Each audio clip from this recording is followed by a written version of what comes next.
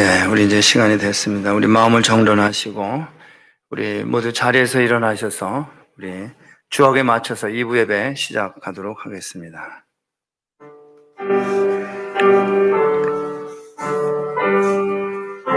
주님 감사합니다. 주님 감사합니다.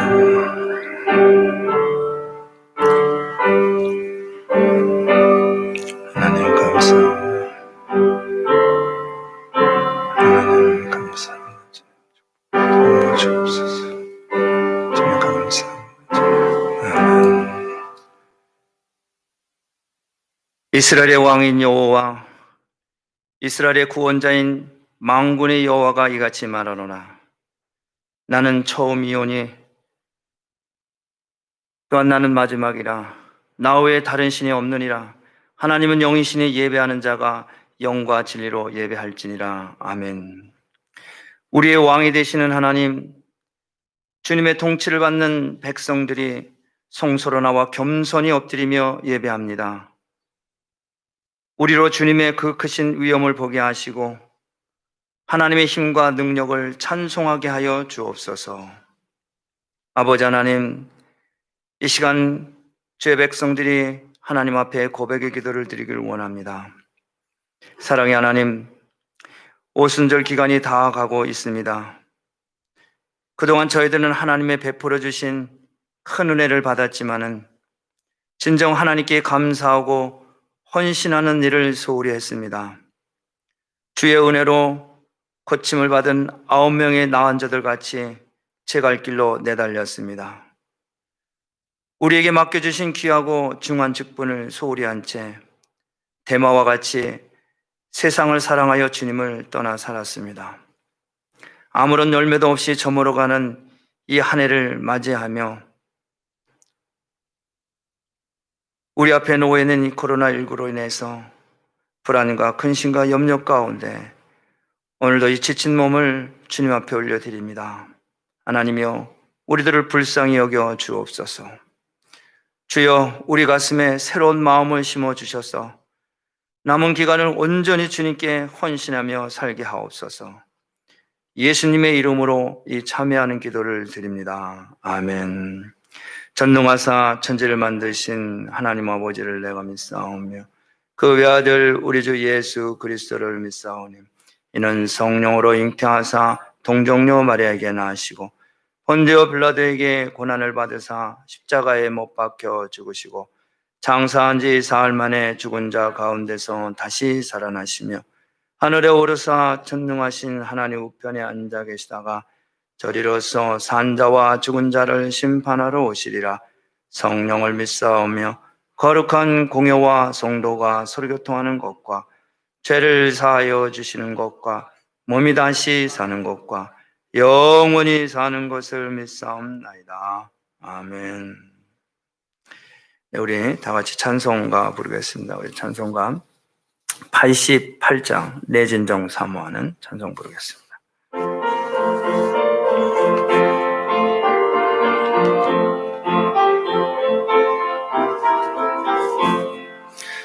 내 진정 사모하는 친구가 되시는 구주 예수님은 아름다워라.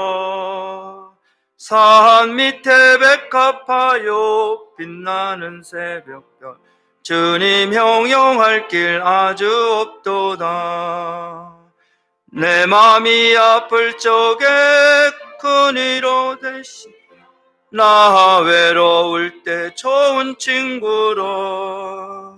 주는 저 산 밑에 백합 빛나는 새벽별 이 땅 위에 비길 것이 없도다.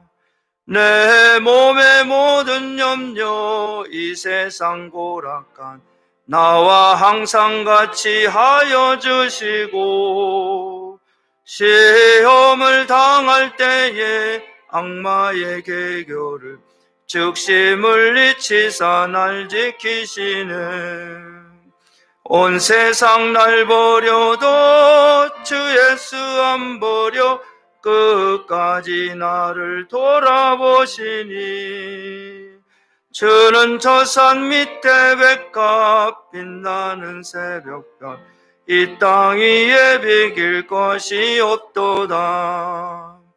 내 마음을 다하여서 주님을 따르며 길이 길이 나를 사랑하리니 물불이 두렵지 않고 창검이 겁없네. 주는 높은 산성 내 방패시라. 내 영혼 먹이시는 그네 누리고 나 친히 주를 뵙기 원하네. 주는 저 산 밑에 백합 빛나는 새벽별 이 땅 위에 비길 것이 없도다. 아멘.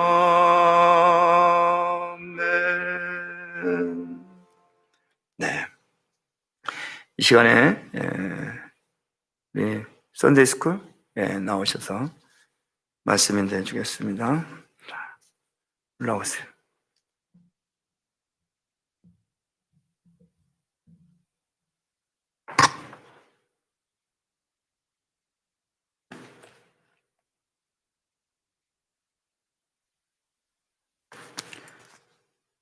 Today's Bible verse is from Matthew chapter 4, verse 1.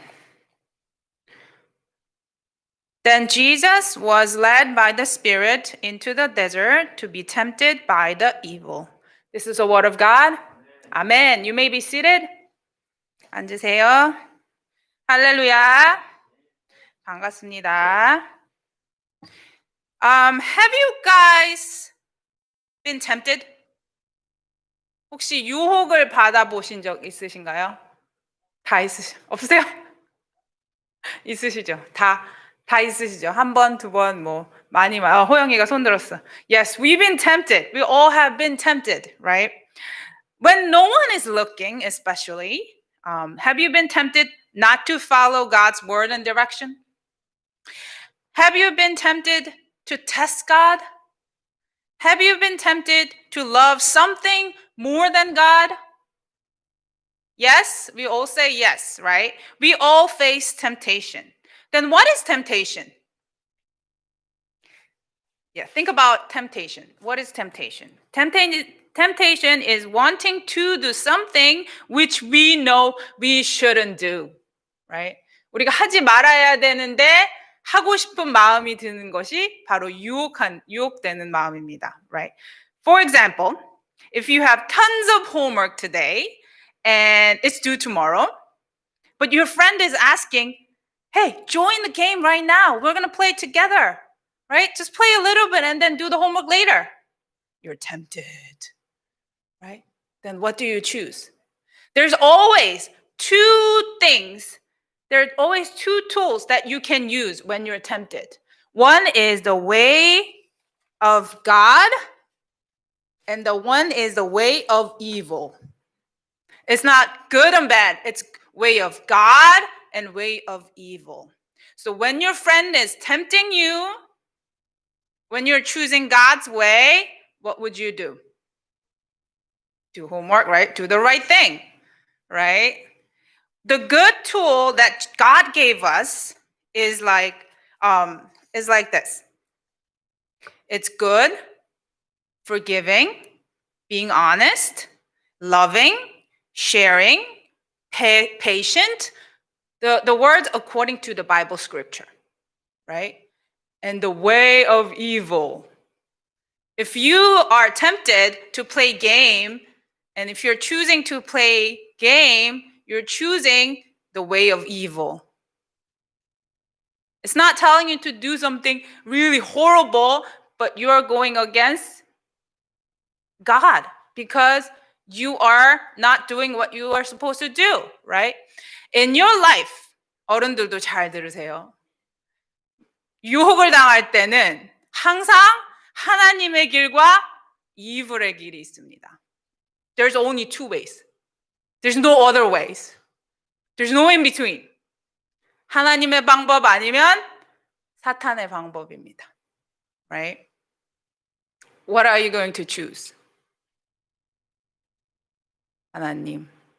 근데 솔직히 말하면 많이 우리가 이쪽으로 갈 때가 좀 있습니다. Right?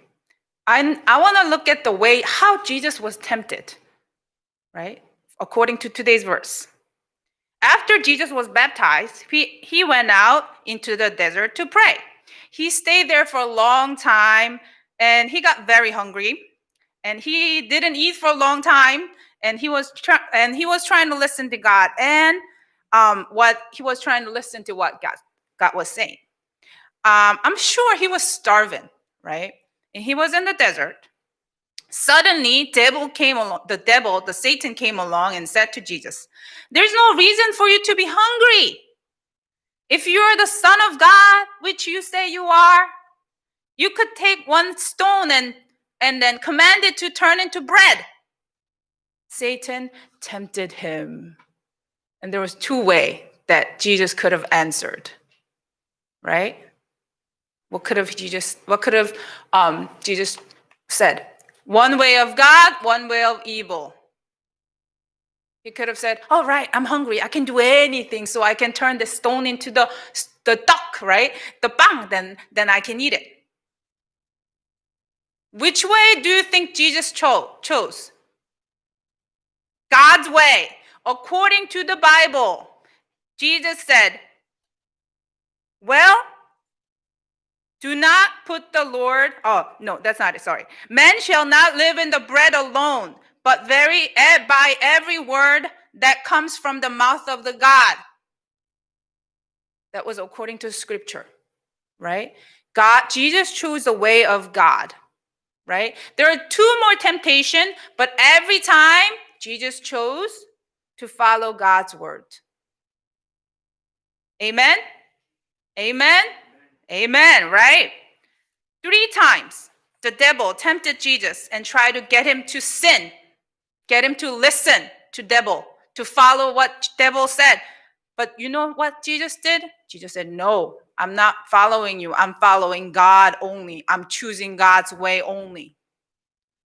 Sometimes you and I may be tempted to do wrong things and no one is looking.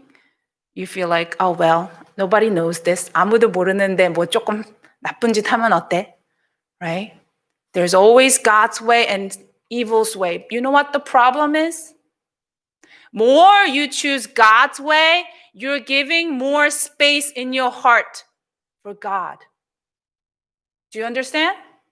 자, 하나님의 방법을 결정하실수록 하나님께 더 많은 마음을 드리는 거예요. If you're choosing more of evil's way, you're giving, but more space to evil. Do you want more space? Do you want to give more space to God or evil? Evil? Evil? Evil? 왜 대답 안 하세요? evil에게 드리실 거예요? 줄 거예요? 아니, 드리는 것도 아니지. 주실 거예요? 아니죠. Every time you make choice, 하나님께 드릴 것인지 evil에게 줄 것인지, it's your choice. Amen? And then we all are children of God. And we will give more and more and more, after all the space in our heart to God. Amen? Amen. Let us pray. Dear God, we are so thankful for you. We are so thankful that we can learn from you. And we're so thankful that we can win evil with your words, the scripture. We have scripture with us. All of us here, let us all read the Bible so we know more about you. So every time there's a temptation, we can win over this temptation with the word of God. So we can give more and more space to you, Lord. Thank you so much for loving us. Thank you so much for being always with us. We pray in Jesus' name. 아멘. 잠시만 제가 이거 스프레이 목사님이 하시.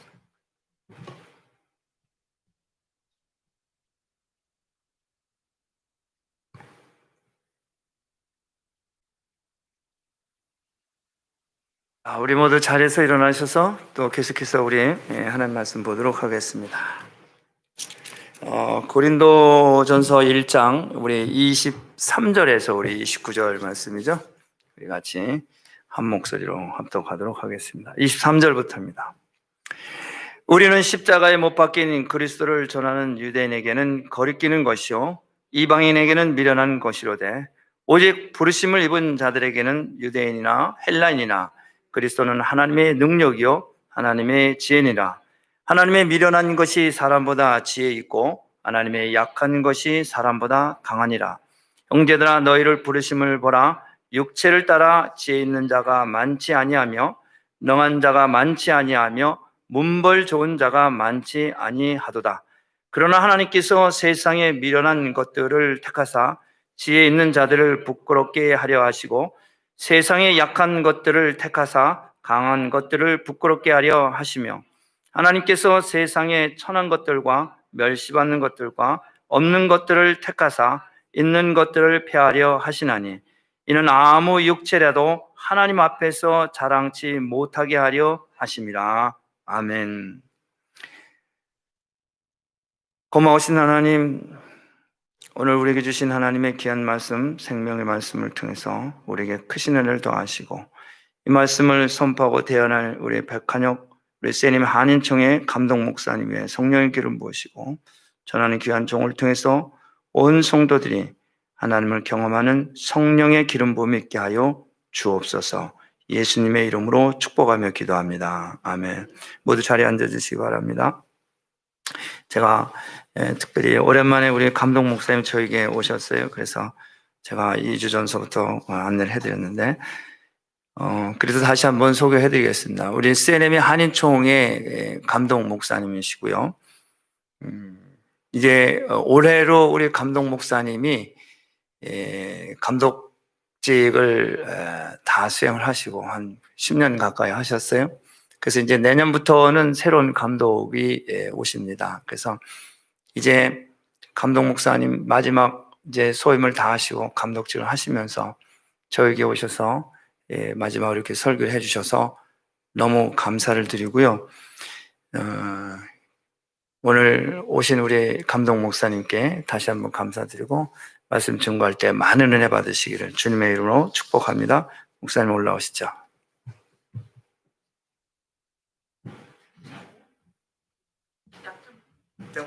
뿌렸어요?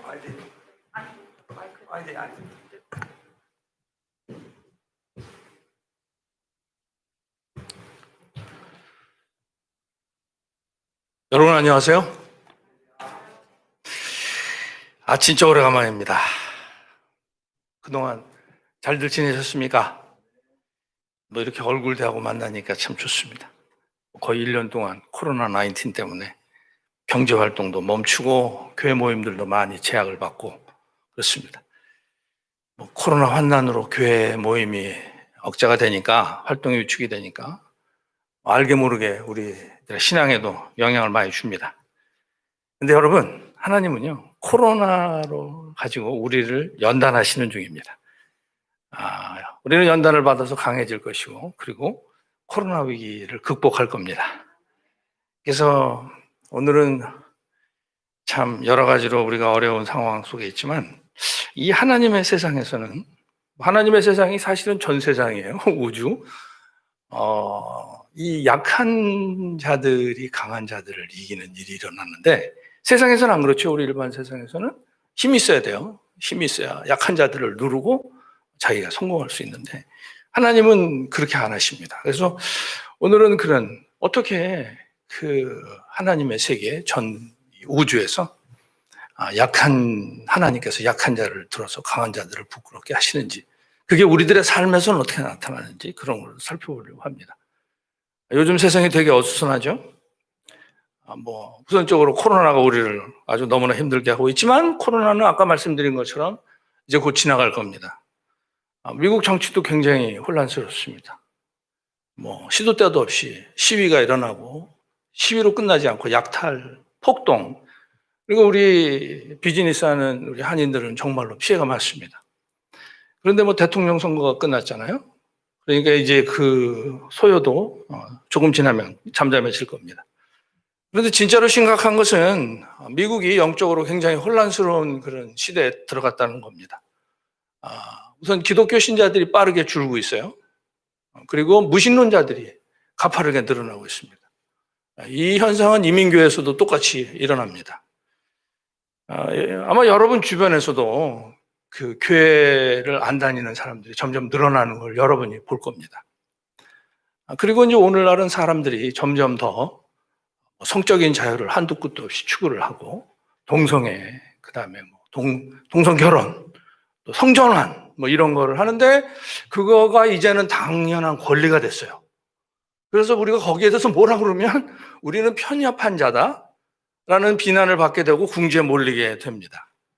근데 여러분, 그런 현상이 일어나지만 전혀 주눅들 필요가 없습니다. 그리고 또 너무 지나치게 과민하게 대응할 필요도 없습니다. 왜냐하면 그런 사람들이 교회 바깥에서 우리를 조롱한다고 해도 그 사람들은 결코 하나님의 그 다스림을 벗어날 수가 없기 때문에 그렇습니다. 오늘 본문 25절에서 말씀하시는 건데 하나님의 어리석음이 사람보다 지혜롭습니다.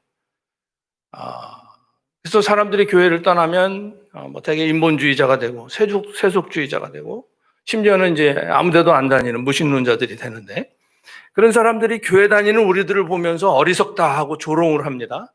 심지어는 동성애자들도 성전환한 사람들도 우리를 어리석다고 조롱합니다. 그러면서 그 사람들은 뭐라 그러냐면 누구에게나 다 인권이 있고 사람은 다 평등하다고 주장을 하는 거예요. 그래서 자기들이 무슨 짓을 하든 어떻게 살든 자기들이 가지고 있는 인권이 존중받아야 되고 그리고 평등한 대우를 받아야 된다고 주장을 합니다. 근데 여러분, 이러한 그 보편적인 인권과 개인 평등 사상은 기독교에서 나온 겁니다. 사람이 무슨 스스로 깨우쳐서 알게 된 것도 아니고 기독교를 반대하는 사람들이 묵상해서 알게 된 것도 아닙니다. 그리고 철학자들이 깊이 사색해서 얻어낸 것도 아닙니다. 그리고 자유와 평등을 달라는 무슨 시민혁명 그런 데서 온 것도 아닙니다. 이것은 성경에서 온 겁니다.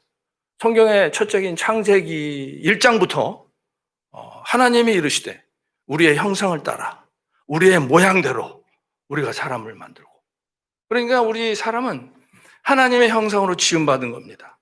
창세기 1장에서만 나오는 게 아니라 그 이후에 성경에서 여러 군데서 우리는 하나님의 형상으로 지음받았다 하는 고백이 나옵니다. 그러니까 오직 성경만이 인간은 하나님의 형상으로 지음받은 고귀한 존재라고 말씀을 합니다. 인간이 하나님의 형상으로 지음받았기 때문에 모든 인간에게는 인권이 있는 겁니다. 그리고 모든 인간은 다 평등한 겁니다.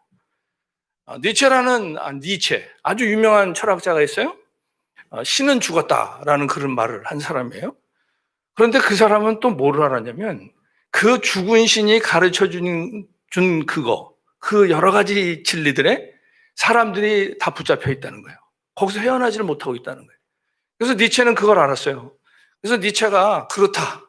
신은 죽었는데 사람들은 신의 가르침에 사로잡혀 있다라고 발표를 했을 때 사람들은 니체 보고 미쳤다 그랬습니다.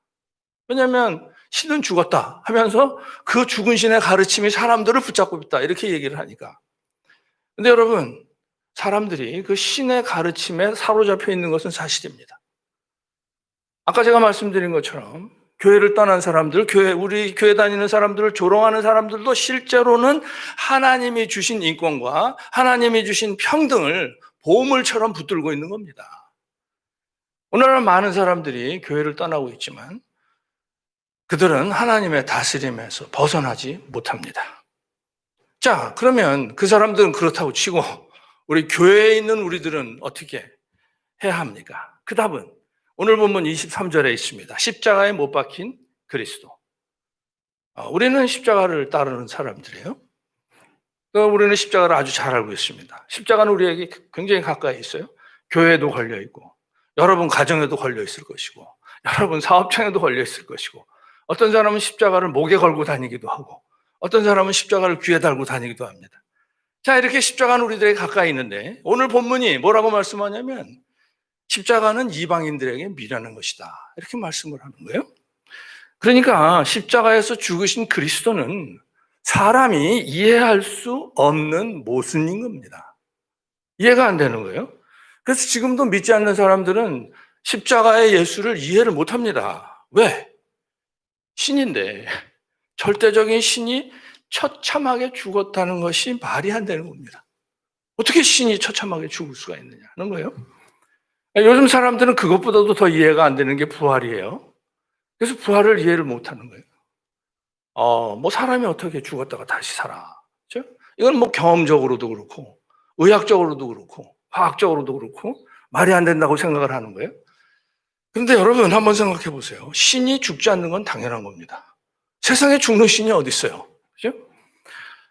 불교에서는요, 사람이 해탈을 하면 영원히 죽지 않는 그런 신 같은 존재가 됩니다. 그리고 우리 한국 민속신앙에서는요, 사람이 죽으면 저승에 갔다가 다시 이승으로 돌아오기도 해요. 아니, 사람도 저승에 갔다가 이승으로 돌아오는데 신이 죽지 않는 건 당연한 겁니다. 신이신 그리스도가 부활하신 건 당연한 겁니다.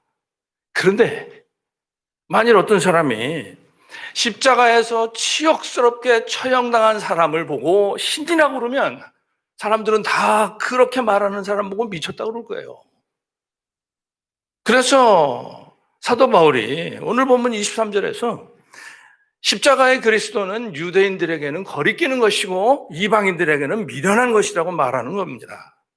그때가 로마 제국이 세상을 다스리고 있을 때인데요. 로마 제국에서는 노예를 십자가에서 죽였습니다. 그리고 시민들은 그 노예가 십자가에서 고통스럽게 죽어가는 것을 보면서 쾌감을 느꼈습니다. 여러분 그 옛날에 검투사 영화들 있잖아요. 글라디에이터 같은 거 보면 다 그 노예들이에요.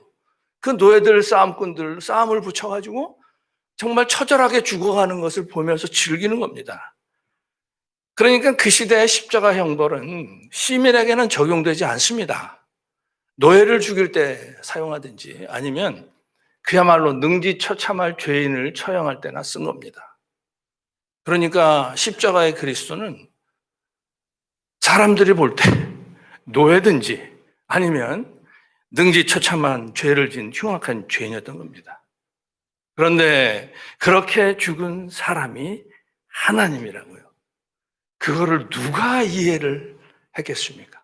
당연히 아무도 이해 못했습니다. 그런데 이렇게 사람에게 이해가 안 되는 십자가의 그리스도가 세상을 정복해 가고 있는 겁니다.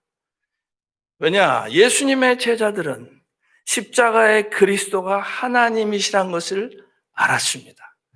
그들은 자기들이 노예처럼 십자가에서 죽으신 그리스도의 종이라는 것을 자랑스럽게 여겼습니다. 그래서 우리 믿음의 선배들은요, 스스로 뭐라고 불렀냐면 그리스도의 종이라 불렀는데 그 당시의 종은 노예와 같은 의미입니다. 요즘의 종하고 달라요. 노예하고 똑같은 거예요. 베드로는 뭐라고, 베드로 후서를 시작할 때 예수 그리스도의 종 하면서 베드로 후서를 시작합니다. 베드로는 어떤 사람이에요? 베드로는 이렇게 말할 수도 있었어요. 나는 예수님과 가장 친한 친구였고 변화산에서 예수님과 함께 있었고 성령 강림 사건 때 한 번 설교해서 수천 명을 회심시킨 베드로다. 이렇게 얘기할 수도 있었어요. 근데 그렇게 말하지 않습니다. 요한도 디모데도 유다도 모두 다 자신을 그리스도의 종 또는 노예라고 했습니다. 야고보는 예수님의 육신의 동생이었습니다. 그런데 야고보는 자신을 하나님의 아들의 동생인 야고보라고 부르지 않고 하나님과 주 예수 그리스도의 종 야고보는 이렇게 합니다. 바울도요, 공부 많이 한 사람이잖아요. 위대한 신학자인 가말리엘에게서 배웠고 다메섹 가던 길에 예수를 주님을 만난 바울 이렇게 말하지 않습니다. 예수 그리스도의 종 바울 이렇게 부릅니다. 그러니까 우리 믿음의 선배들은 자기들이 십자가에서 노예처럼 죽으신 그리스도의 종이라는 것을 확신했습니다. 그들은요, 오늘 본문 27절에 있는 것처럼 하나님께서는 약한 자들을 택하셔서 강한 자들을 부끄럽게 하시는 분이라는 것을 알았던 겁니다. 그런 그들이 전파하는 복음이 유럽과 미국을 점령했고 지금도 아시아와 남미와 아프리카에서 그리스도를 따르는 교회들이 부응하고 있는 겁니다. 자, 그러면 이건 뭐를 의미합니까? 이것은 25절의 말씀처럼 도저히 이해가 안 되는 하나님, 그래서 어리석어 보이는 하나님의 말씀, 그것이 사람보다 지혜롭다는 것을 뜻합니다. 십자가에 달리신 하나님의 약하심이 사람보다 강한 겁니다. 자, 어떻게 그렇게 됩니까? 여러분, 배운 사람은요, 지식에 의해서 억눌리고, 잘못된 신을 숭상하는 사람들은 우상에게 붙잡혀 있고, 명예를 잡은 사람들은 자기가 최고인 줄 알고, 그리고 돈 많은 사람들은 자기 마음대로 할 수 있다는 착각에 사로잡혀 있습니다. 그러나 어리석어 보이는 그리스도의 말씀은 지금도 세계 곳곳에서 억눌린 사람들, 가난한 사람들, 소외된 사람들을 일으켜 세우고 있습니다. 저는 시온성교회가 그런 교회라고 생각해요. 약한 자들을 일으켜 세우는 교회. 그래서 하나님이 특별히 사랑하시는 교회. 맞죠? 그래서 우리는요, 십자가의 그리스도를 본받아야 되는 겁니다. 여러분, 예수님은 약한 자로 태어나셨고 철저하게 약한 자로 십자가에 달리셨습니다. 예수님은 출생에서부터 죽음까지 약한 자를 들어서 강한 자를 부끄럽게 하시는 하나님이셨습니다. 사도 바울이 데살로니가전서 1장에서 데살로니가 교회를 칭찬을 하는데 6절에서 이렇게 칭찬합니다. 내가 너희들을 칭찬하는데 왜? 너희들이 우리와 주를 본받는 자가 되었기 때문이다. 바울은 지금 그 본문에서 우리들에게 주님을 본받으라고 하면서 동시에 주님에 대한 자기의 자세를 본받으라고 하는 겁니다. 자, 바울의 어떤 자세를 본받을까요? 우리는 흔히 바울이 아주 교만한 사람, 칼 같은 사람이라고 생각하는데 바울은요, 자기가 약한 자를 들어서 쓰시는 하나님의 종이라는 것을 확신했습니다. 그래서 항상 약한 자의 자세에서 그리스도의 복음을 전했던 겁니다. 그래서 그가 고린도후서 12장 10절에서 그러므로 내가 그리스도를 위하여 약한 것들과 능력과 궁핍과 박해와 공고를 기뻐하노니 이는 내가 약할 때 강함이라. 그래서 우리가 좋아하는 복음 성가도 있잖아요. 약할 때 강함 되시네. 나의 보배가 되신 주. 초대교회 성도들은요, 극심한 핍박 가운데서 신앙생활을 했기 때문에 이런 자세가 오늘날 우리들보다 더 확실했을 겁니다. 그들은 제가 아까 인용했던 데살로니가전서 1장 6절의 말씀처럼 많은 환난 가운데서 기쁨으로 말씀을 받았던 겁니다. 성령의 기쁨으로. 중요한 것은 성령의 기쁨으로. 약한 사람이 어디서 힘이 나겠어요? 성령이 힘을 주시니까. 성령의 기쁨으로. 그래서 그들 가운데는 오늘 본문 26절의 말씀처럼 세상적으로 지혜롭지도 않고 세상적으로 능하지도 않고 출신 성분이 고귀하지 않은 사람들이 많이 있었습니다. 오늘날도요, 교회들마다 보면 어려움 가운데서 성령의 기쁨으로 말씀을 받아서 약한 자의 자리에서 말없이 신앙생활하는 성도들이 있습니다. 신학을 배운 것도 아니고 심지어는 공부를 많이 한 것도 아닌데 신실하신 권사님들. 우리 목사들이 가끔 하는 얘기가 있어요. 우리 교회 어떤 권사님은 나보다 신앙이 더 좋은 것 같아. 근데 어제 권사님들만 그렇게 했어요? 교회마다 그런 장로님들이 있고 교회마다 그런 집사님들이 있는 겁니다. 약한 자의 자리에서 묵묵히 신앙생활하는 교인들이 있는 겁니다. 그리고 저는요, 교회를 방문할 때 찬양하는 교인들에게서 약한 자의 모습을 봅니다. 복음이 담겨있는 찬양을 부르면서 감동하는 교인들에게서 제가 감동을 받습니다. 찬양은 복음을 담고 있어요. 그러니까 우리는 찬양을 부를 때마다 복음을 듣는 거예요. 그리고 복음을 선포하는 겁니다. 서로에게. 그리고 찬양은 복조가 있는 기도입니다. 이러한 찬양을 감격해서 부르는 무명의 성도들이 교회마다 있는 겁니다. 이렇게 교회마다 약한 자의 자세로 묵묵히 신앙생활하는 성도들이 있기 때문에 오늘도 교회가 그 소명을 감당하고 있는 겁니다. 하나님은 우리들에게 약한 자의 자리에서 예수 그리스도를 전하기를 원하시는 겁니다. 우리는 완벽할 수 없죠. 당연히 잘못하는 거 있습니다. 그런데 언제 잘못될까요? 우리가 강한 자의 자리에서 예수를 말할 때 우리는 잘못됩니다. 강한 자의 자리에 선다는 것은 29절의 말씀처럼 하나님 앞에서 자신의 육체를 자랑하는 겁니다. 인간이 자신의 육체를 자랑하면 반드시 대가를 치르게 돼 있습니다. 그리고 어떨 때는 그 대가가 너무나 혹독합니다. 자, 그러면 하나님 앞에서 육체를 자랑하는 사람들이 뭐를 하는지 한번 볼까요? 십자가는요, 강한 자의 폭력적인 지배를 의미합니다. 강한 자가 십자가의 형벌을 통해서 약한 자들에게 공포심을 주는 거예요.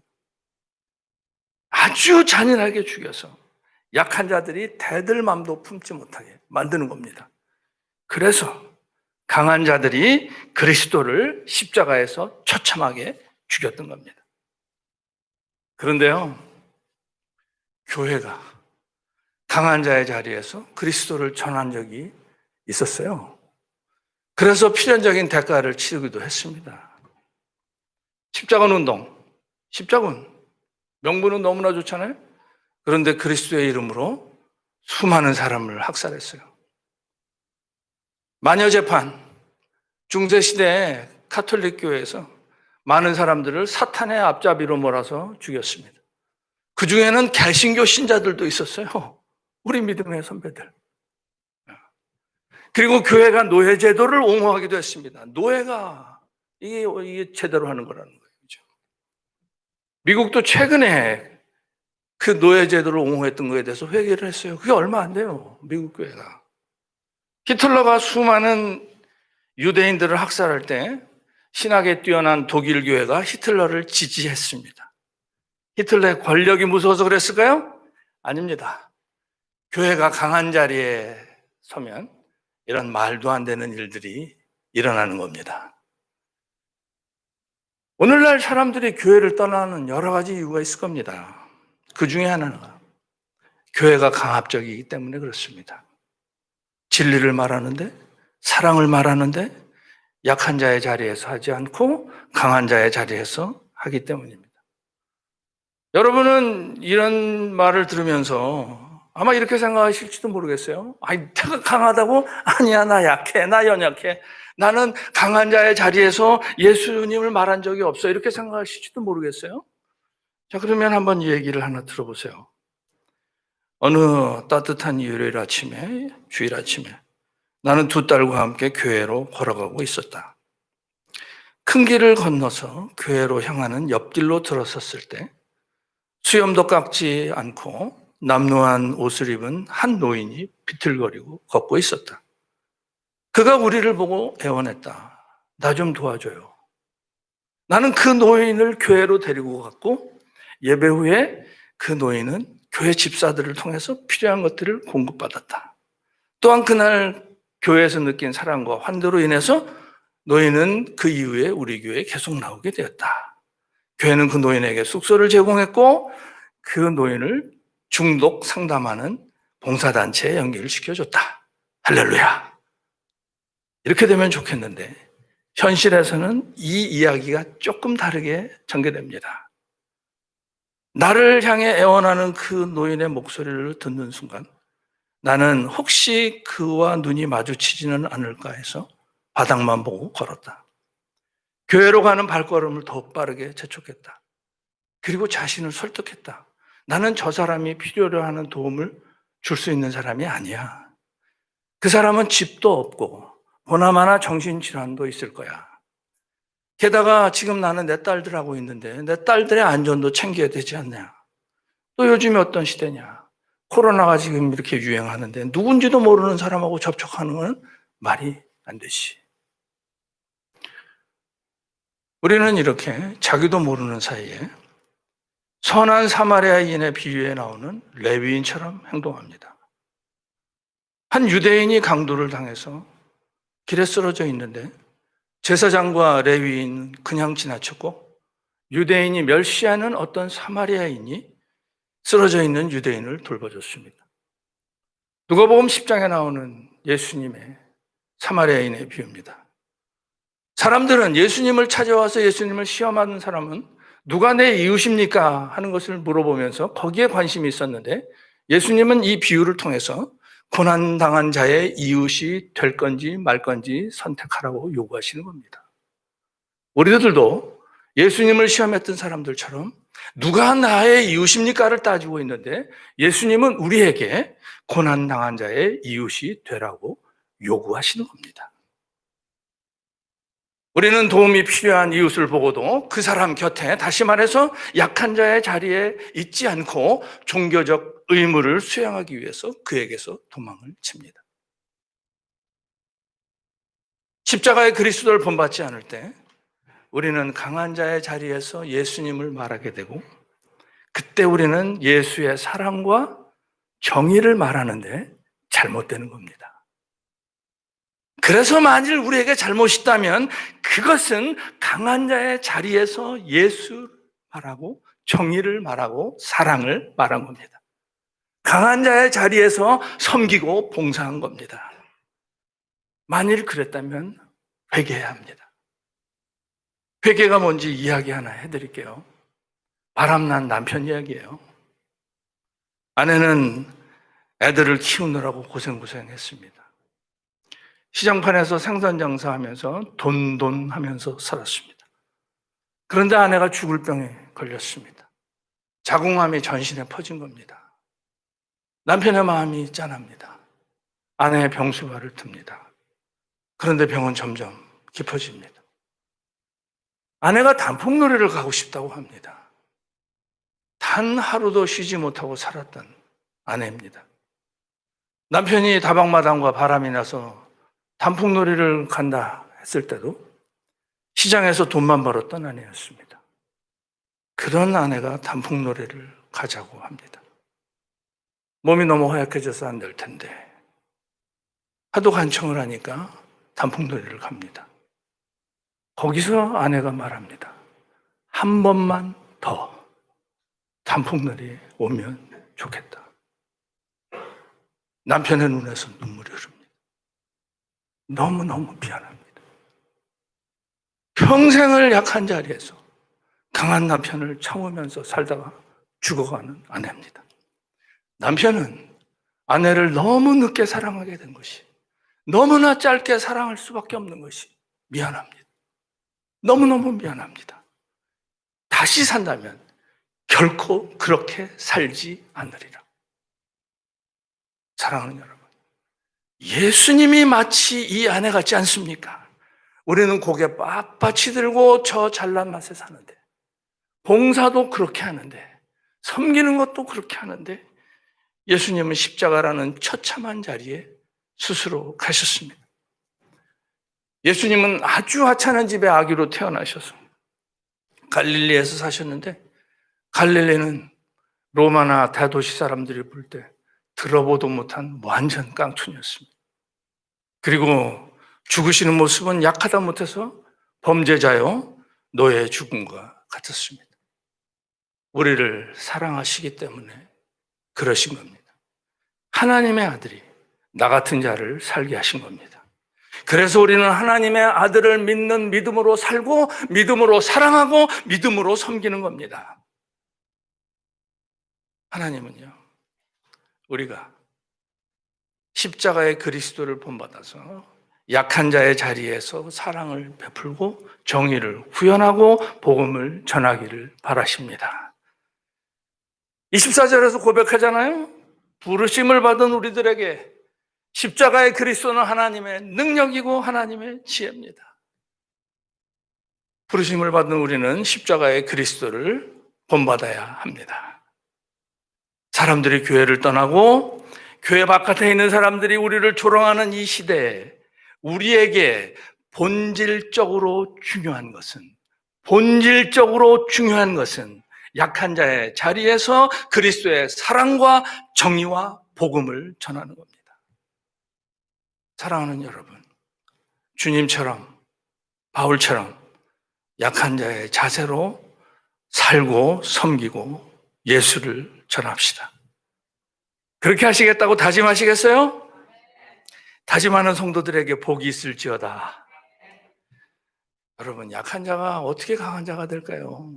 오직 약한 자에게 성령이 임하시니까. 강한 자는 자기 힘으로 살면 돼요.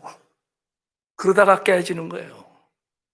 오직 약한 자에게 성령이 임하셔서 우리는 그걸로 사는 거예요. 말씀을 마치겠습니다. 십자가에서 죽으신 주님이 세상을 뒤흔드셨어요. 인간의 마음을 근본적으로 뒤흔드는 지진을 일으키신 겁니다. 세상에 단단한 것이 사람의 마음이에요. 누가 사람의 마음을 바꿉니까? 그런데 그 단단한 사람의 마음에 주님이 지진을 일으키신 거예요. 그리고 지금도 인간의 마음을 새롭게 하시고 지금도 세상을 계속 새롭게 만들고 계십니다. 사랑하는 여러분, 그리스도의 십자가는 믿는 우리들에게는 하나님의 능력이고 하나님의 지혜입니다. 사람들이 교회를 떠나가는 시대, 이 시대에 우리가 해야 될 가장 중요한 것은 십자가의 그리스도를 본받는 겁니다. 사랑하는 여러분, 제가 알기로 시원성교회는요, 약할 때 강함을 살아내는 교회입니다. 맞습니까? 여러분, 만구의 진리는 이거예요. 우리가 약할 때 강함됨을 실제로 살아낼 때 우리는 그 누구도 흔들지 못하는 교회가 될 거고, 그때 세상은 비로소 우리가 전하는 복음의 귀를 기울일 겁니다. 우리가 강한 자의 자세로 아무리 복음을 얘기해도 세상은 듣지 않습니다. 약한 자의 자리에서 복음을 말할 때 그때 귀를 기울일 겁니다. 그런 교회가 되시기를 예수님의 이름으로 축복합니다. 기도합시다. 은혜가 풍성하신 아버지 하나님 감사합니다. 이렇게 약하고 부족한 저희들을 선택하시고 살려주시고 성령 부어 주셔서 그 능력으로 살게 하시는 하나님께 감사드립니다. 지금부터 주님 앞에 서는 그날까지 성령의 능력으로 살아가겠다고 다짐하오니 저희들을 복 주시옵소서. 예수님 이름으로 기도합니다. 아멘.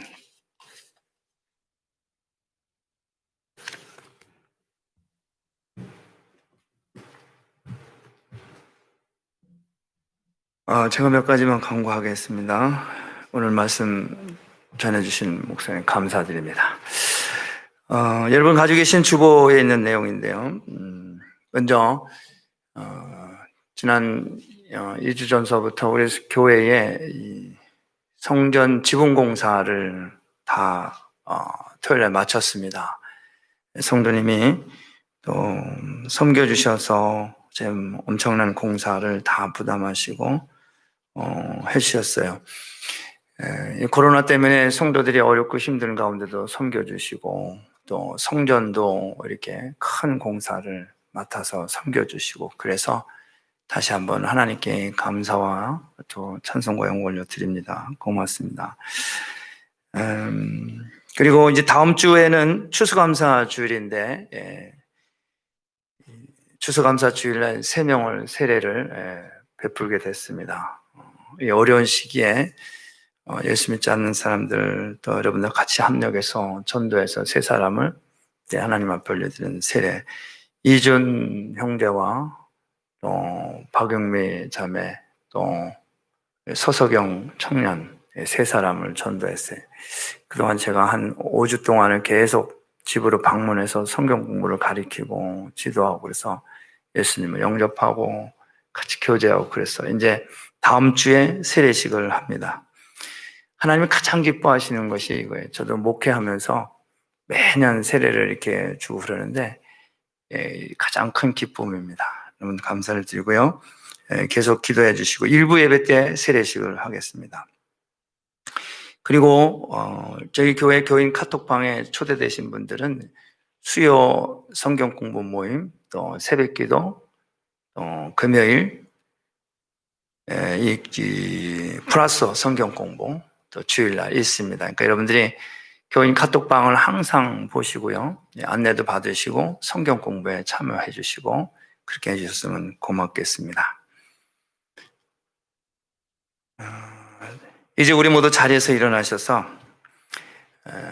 제가 치유와 회복을 해서 기도 헌금을 해서 기도하고요. 마지막 축도를 우리 백한영 감독 목사님께서 해주시겠습니다. 자, 이 시간에 제가 치유와 회복을 위해서 또 헌금을 해서 기도하는데 오른손을 가슴에 얹고 함께 기도합니다. 여러분들 가운데 혹시 몸이 아프신 분들 계시면은 그 오른손을 그곳에 얹고 함께 기도합니다.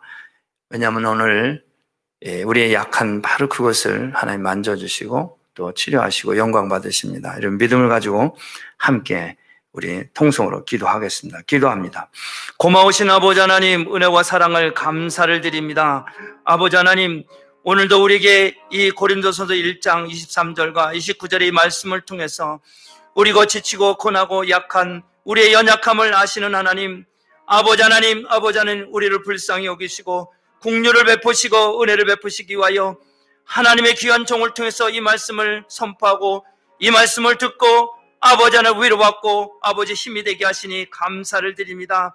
하나님, 하나님께서는 우리의 아버지 있어야 할 것을 아시는 하나님, 무엇을 먹을까 마실까 입을까를 걱정하지 말아라. 이것은 다 이방인들이 구하는 것이라고 말씀하시며 우리의 있어야 할 것을 아버지 아시고 우리에게 말씀하시며 먼저 그의 나라와 그의 의를 구할 때 너희에게 더하여 주신다는 이 약속의 말씀이 오늘 우리 가운데 아버지 종을 통해서 아버지 선포하게 하시고 응하게 하시고 우리가 믿음을 가지고 아버지 가슴에 손을 얹고 기도하며 우리의 병든 몸을 주님 앞에 올려드릴 때 하나님의 의식은 하나님을 경험하게 하시고 은혜가 아버지 하나님의 사랑이 아버지 체험되어지는 이 시간 되게 하시니 감사합니다.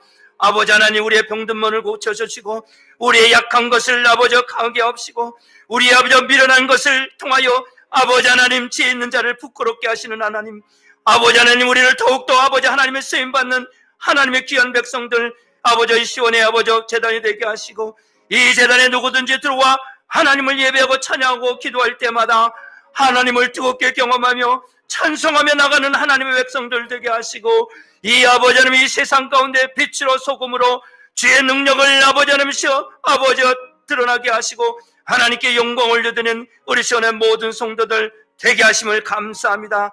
이 시간 아버지 깨끗게 하시고 치료하시니 감사합니다. 아버지 감사합니다. 주님 영광 받아 주시옵소서. 우리를 구원하시고 죄악 가운데서 구원하시고 우리를 의롭다 인쳐주시고 우리 아버지 육신의 질고와 아픔을 고쳐주시고 새롭게 하신 하나님 감사합니다. 아버지 고쳐주시고 새롭게 하시고 다시 한번 아버지 거듭나는 성령의 아버지 기름 부음이 이 시간 우리 가운데 임하게 하여 주시니 감사합니다. 아버지 영광 받아 주시옵소서. 하나님 감사합니다. 아버지 감사합니다. 주님 영광 받아 주시옵소서. 할렐루야. 하나님 감사합니다. 고마우신 아버지 하나님, 이 시간 하나님 앞에 귀한 헌물을 봉헌하여 드립니다. 11조로 감사로 주정으로 성교로 마음과 뜻과 정성을 모두어서 하나님 앞에 올려드리는 살아가는 주의 백성들 가정과 일터와 또한 기업 후에 자녀 후에 한량없는 은혜로 은총을 베풀어 주옵소서. 예배를 위해서 아버지는 수고한 이 안내자들과 또 피아노로 반주하며 또 영상으로 아버지 섬기는 하나님의 귀한 종, 또 예배를 위해서 이른 아침부터 중보하는 중보자들의 기도와 이 헌물을 계사하고 관리하는 귀한 종들 외에 하나님 축복하시고 늘 성전을 청결케 하며 이 하나님의 제단을 보수하고 관리하고 또 헌신하고 섬긴 하나님의 귀한 일꾼의 기업과 또 그의 가정 외에 우리 하나님께서 크게 기뻐 받으시고 저들의 모든 필요한 것들을 더하여 주시고 아버지가 쓸 것과 모든 것들을 공급하시고 채우시고 은총을 베풀어 주시옵기를 원하고 기도합니다. 하나님 아버지, 오늘 이 예배에 임한 살아가는 주의 백성들 한량없는 은혜로 축복하시니 감사합니다. 모든 것 감사드리고 예수님의 이름으로 축복하며 기도합니다. 아멘.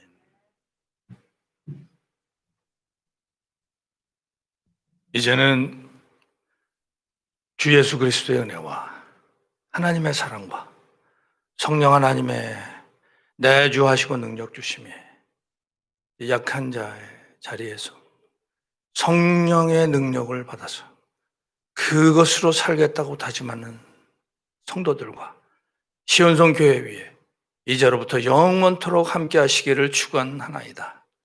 아멘.